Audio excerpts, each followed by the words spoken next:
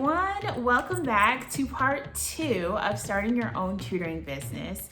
My name is Shannon. So if you did not see our first video in starting actually doing the brainstorming and thinking, go ahead and click back and see that. For this particular video, I'm going to talk to you about how to set up your tutoring business. Before you actually get your students, before you start promoting and advertising, we're going to talk about that a little bit later.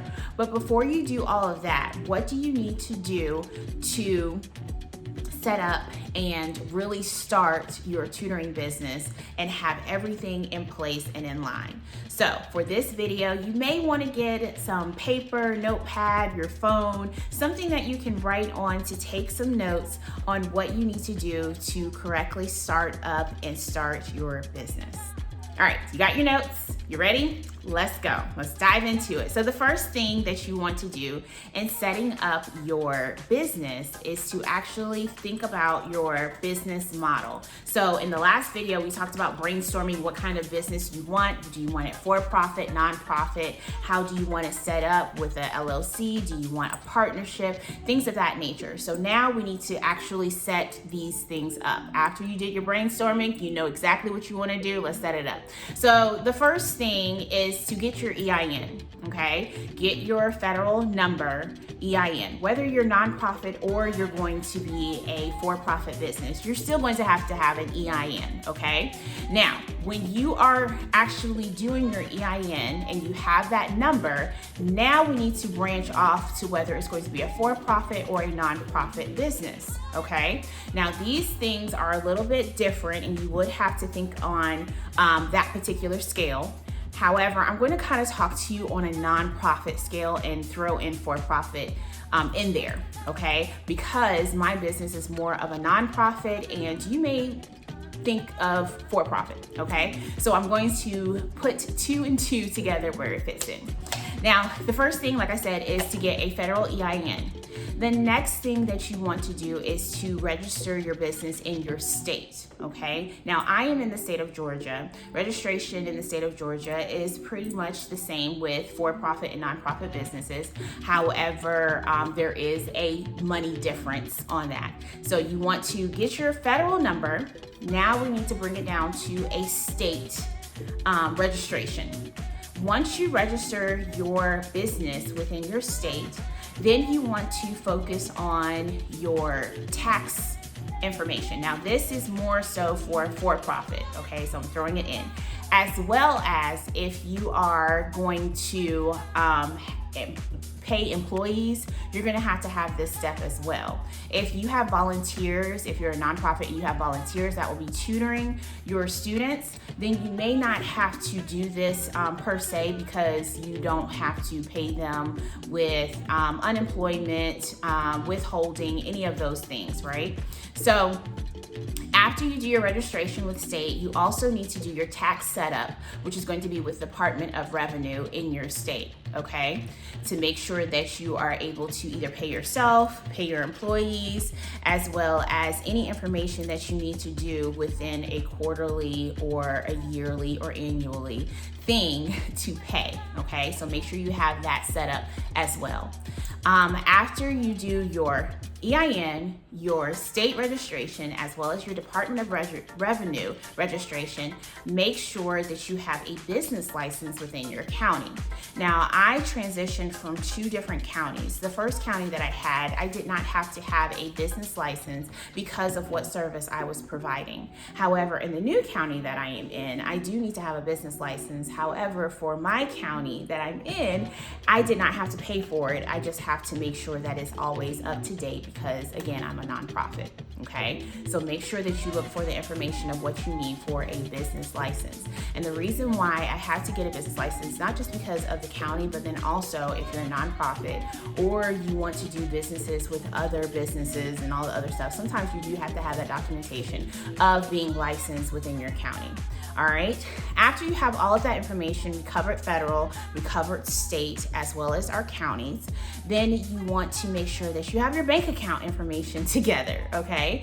I always, of course, since you are a business, have a business account. Shop around what business account is best feasible for you. Some businesses or banks will actually give a leeway or discounts if you are a small business and you bring in a certain amount of revenue each month. You may not have to pay monthly fees or anything like that, so make sure that you shop around for those different things. Once you have those things set up, those are the credentials of what you need. It does not mean that you have to go straight into the business and hurry up and get your clients and all those different things. This is stuff that I want you to make sure that you have before you start really rolling into things. It really does help with not being able to back up and backtrack trying to get those documentations, okay? And later in this video, I will tell you how to make sure that everything stays where it needs to be. Before you get started with your clients and actually get people involved into your business, you want to make sure that everyone can find you. So how will you be able to be found? And as well as how can parents or students or any individuals, how are they able to sign up? So the first thing that comes to mind, of course, a lot of people say this, is to go ahead and get a website going where you're going to actually promote your information. People can actually look up your information, as well as sign up and book sessions or book classes, courses, whatever you are providing. So make sure that you have a sincere location of where you want people to find your information, contact you, and are able to sign up with you, okay? Again, you can look at a website. I use, of course, a different website, but I use a business website that actually holds all of my bookings, my contact information, news, any type of events. Everything is located on my website of what parents, partners, businesses, other businesses, if they want to partner with us, school districts, all of those different things, they can actually look on our website to see information on there. If you're not so sure about a website right now and you're just starting out, that's perfectly fine. I do have some free advice to actually give to you. One is to actually use Google Forms. That is a great way for students or parents to sign up for you. So if you're doing like a test and trial type thing and you have availability on certain days, certain times, you can actually use a Google form to get information as well as have your clients sign up what dates and times on that Google form. Jot form is another one that is free as well, depending on how many forms that you use. But those two things, Google form and Jot form, are very, very good in making sure that you're able to get your bookings and client information.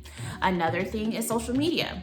I think the first time that I started out with tutoring and I wasn't really like a big organization or anything like that, I was just starting out with just myself.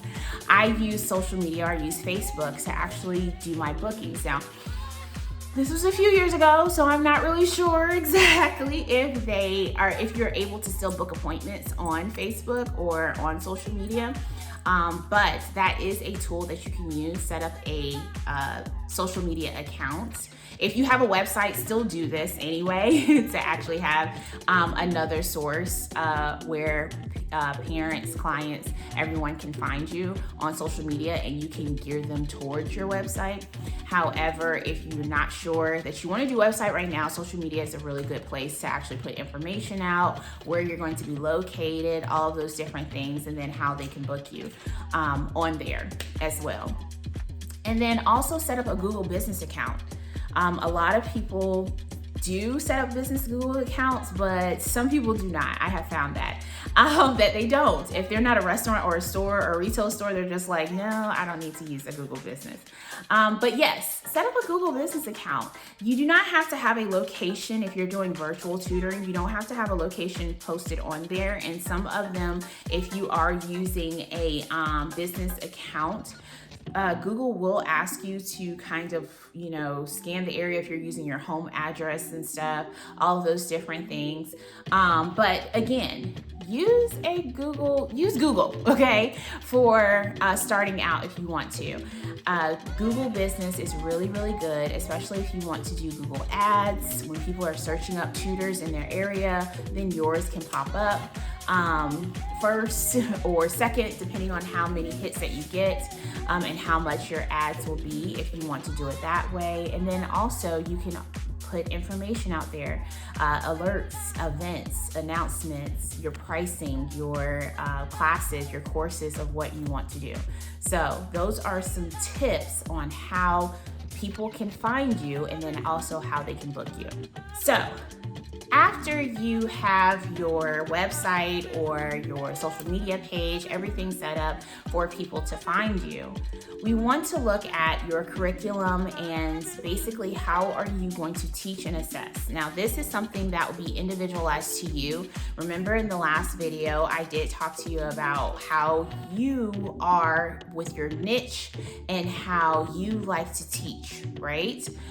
So this will go into play of a little bit of brainstorming. What curriculum would you like to use, whether it's the state standards that you're following, whether it is a certain curriculum that you have found that you really, really like, that you want to implement into your students, whether you're doing test prep, all of those different things, and what technology, all of those things of what you want to do, what materials you need for that. Make sure you have it already set up and outlined for your students and what niche you want, and then also what they actually need as well, okay? Also think about what assessments you want to use. Have that already set up and in place. The curriculum as well as your assessments, whether you're going to use a computer assessment, whether you're going to use a paper and pencil old school assessment, anything like that, make sure that you have that already in place, okay?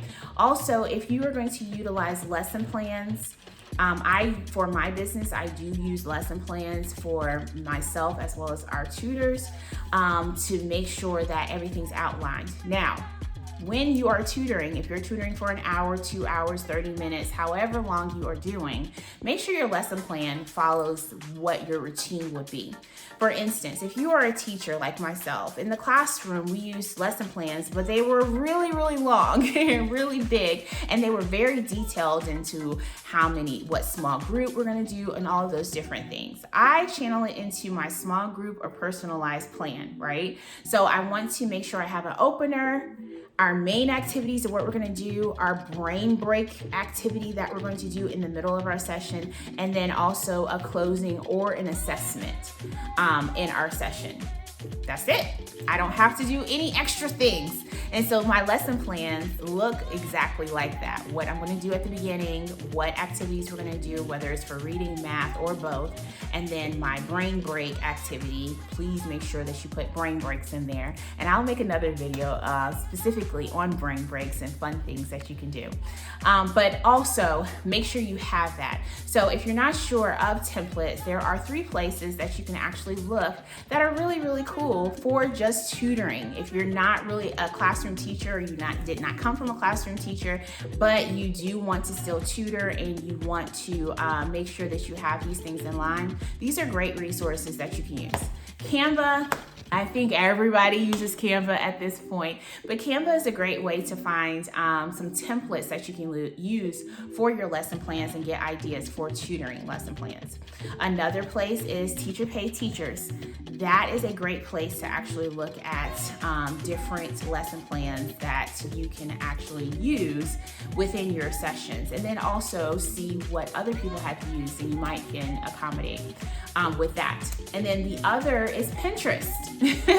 Again, seeing what other people have used and maybe make it your own, but give you some ideas of what a tutoring plan looks like, and then how you can match it to your own tutoring plan of what you want to see. But make sure you have these things already outlined before you even see your students and before you actually get out there to look for students. Now that you have your business model, which is basically your state, your federal, as well as your county, you have a place where your people, your clients, your students are able to find you, whether it's your website, social media, Google, any of those places. And then you also have your curriculum as well as your lesson plans in place. If you want more information, please put in the comments below this video that you want more information or me going into detail with my lesson plans or curriculum. I think I have a video with homeschool lesson plans of what I do. I don't think I have a video for as my tutoring lesson plan. So if you want more information or even the curriculum that we use, if you want more information, please put that in the comments below. But if you already have your curriculum, you already have your assessments and everything that you use or would like to use for your students and your clients, now it is time to put it in a binder or put it in a file on your computer. So make sure that you are staying organized of where you want to find all of these different things. For myself, as a nonprofit, I have to make sure that I do have my EIN. Also, along with my EIN, if you're a nonprofit and you have your exempt status already, you want to make sure that you have that in your file or in your binder. And it's always handy and ready to go. Your business license, your state information, you want to have all of this in a central location to where you can find it. So that way you can refer back to it if it needs to be updated. Remember that I said, everything does have to be updated at times. So your business license as well as your state registration may have to be updated annually. And then when you have to submit in your tax information for profit or nonprofit, if you are paying employees or different things like that, you may have to do that quarterly, or you would have to do it biannually or annually, okay? So make sure you have a calendar within this file or within this binder as well. So that way you are staying up to date and you can avoid those late fees and moments, okay? The other thing is you want to make sure that you are doing a meeting either quarterly, mid-quarterly, or annually, or I would say middle of the year, okay? Make sure you are doing these meetings. Now, if you are like myself and you have a board or it's a group of you that actually are in this business together, then you want to have a formal meeting to just outline your business plan. Oh yes, make sure you have a business plan as well. But to look over your business plan and make sure that you have everything in place for your business plan. And then also what you have in place for is your budget and everything that is going, especially when you are, and I recommend you do it mid-quarterly. If you are a new business, and this is your first year, you just kind of want to make sure what is working, what is not working. Always have those pivot moments of what is working and what is not working and changing it up if you need to. Once you are in the routine of things, you may want to scale it back and have it mid-year. You don't have to have a board. You don't have to have a team. You can do this by yourself. I did this by myself for a good minute for the first couple of years of pivoting what worked for me, what didn't work for me, how did I want my business to look, maybe scaling a little bit up. Maybe I wanted to hire a tutor. Maybe I wanted to hire more tutors. Maybe I wanted to change my location, different things like that. Maybe I did not do my business license correctly, or I want to switch my business model from a for-profit to a nonprofit or vice versa. These things you want to have as a meeting to kind of look over your documentation and to look at your progress too. Remember in the last video, I said, keep the end in mind. And with that being said, make sure that you look at your business plan to see if you are on the right track of what that end goal or that progression goal will look like, okay? Another thing, if you want for me to create a video of a detailed business plan, again, put it in the comment section below of this video so that way I know that you want that information and we can go over it of what a business plan would look like for a tutoring business, okay? Now, Our next video, we are going to talk more in depth of the next steps would be of advertising and making sure that you are able to reach your potential clients and your students. So until next time, keep learning and loving, and I will see you soon.